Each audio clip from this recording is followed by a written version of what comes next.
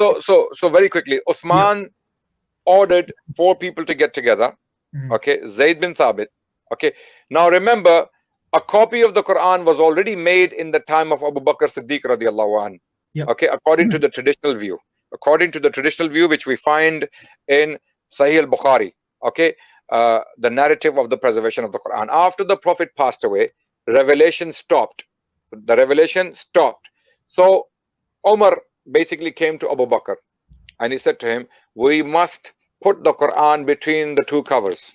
Between two covers, like make a codex. Okay, because the Quran was scattered in memories Mhm. and on different Yeah. materials, on bones, on parchments, on tree leaves, on leather, whatever material the companions of the Prophet could find, they would writing the Quran on it. Okay, Mhm.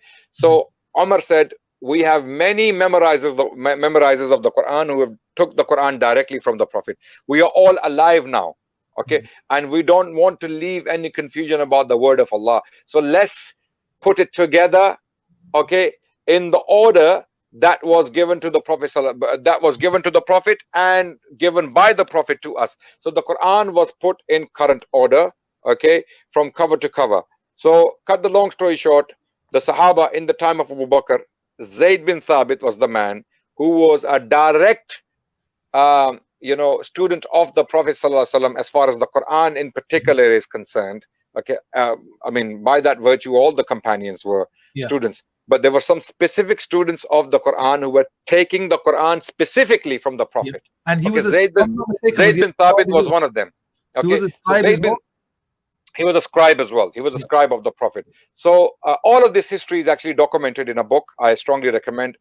The book is the history of the Quranic text from revelation to the compilation. Okay, Mhm. from the revelation to the compilation. Okay, history of the Quranic text by Muhammad Mustafa Al-Adami. Mhm. Okay, the book, and get the second edition. Get the second edition, which is more detailed. Right.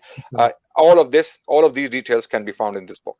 Right. Brilliant. So the Quran was put together in the time of Abu Bakr radiallahu anh in one copy. Okay.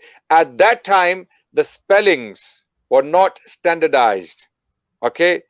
The spellings of the words were not standardized. It was simply to get put together the Quran. Okay.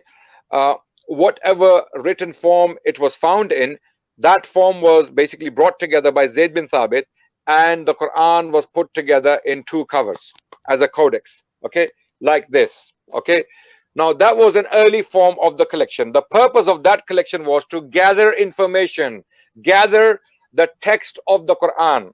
Okay, whatever early form it was found in. Okay, it Mhm. was gathered.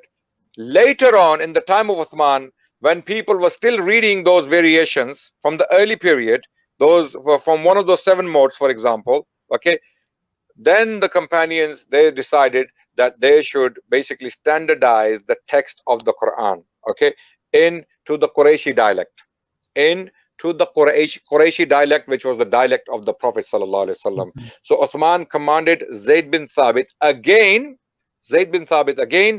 with three other companions, okay, who were all Qurayshi. Zayd bin Thabit was not Qurayshi, he was from Medina, but he was a scribe of the Prophet and he That's it. had memorized the Quran directly from the Prophet.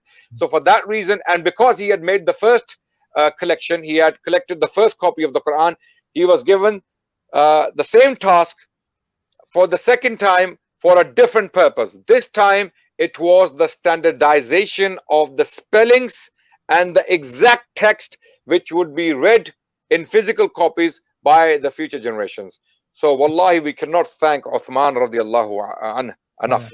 We cannot thank him enough. We cannot thank these companions of the Prophet ﷺ enough for doing this giant task, for them to standardize the very spellings of the very words of the Quran. Every single word was diligently spelt according to the instructions of the Prophet ﷺ and his companions. So what we have today is as form in the Quran, in this modern copy, is Mhm. exactly what we read from the first century copy, and is exactly what the definition of the Quran tells us, that the Quran is the Arabic speech of Allah, which He revealed to Muhammad in wording and meaning, and which has been preserved in the Masahif, or mushafs, and has reached us by mutawatir transmission. So not only physical copies we have the oral transmission, or the oral Yeah. transmission, the reading of the Quran preserved for us. So this scholar is basically saying the Muslim tradition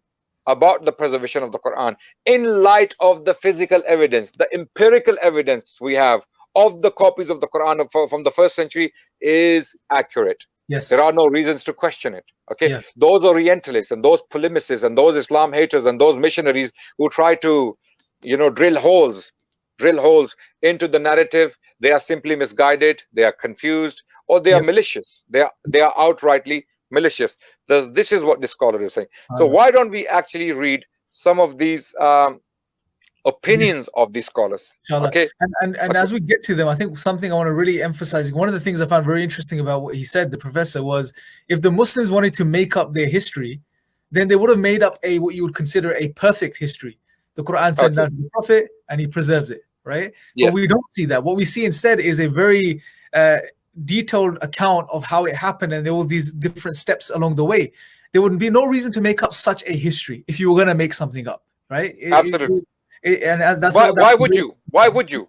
Yeah, Why? No, no. add Listen. all of these elements. Yeah. Why would you? We have physical copies that correlate directly with our modern copies. Why would you? What's the Yep. purpose? What's the benefit?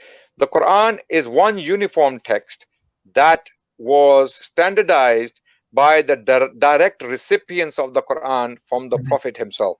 I repeat that statement again. The Quran today and the Quran in the first century, okay, is a uniform text, okay, and this text was standardized by the direct recipients of the Quran from the Prophet himself.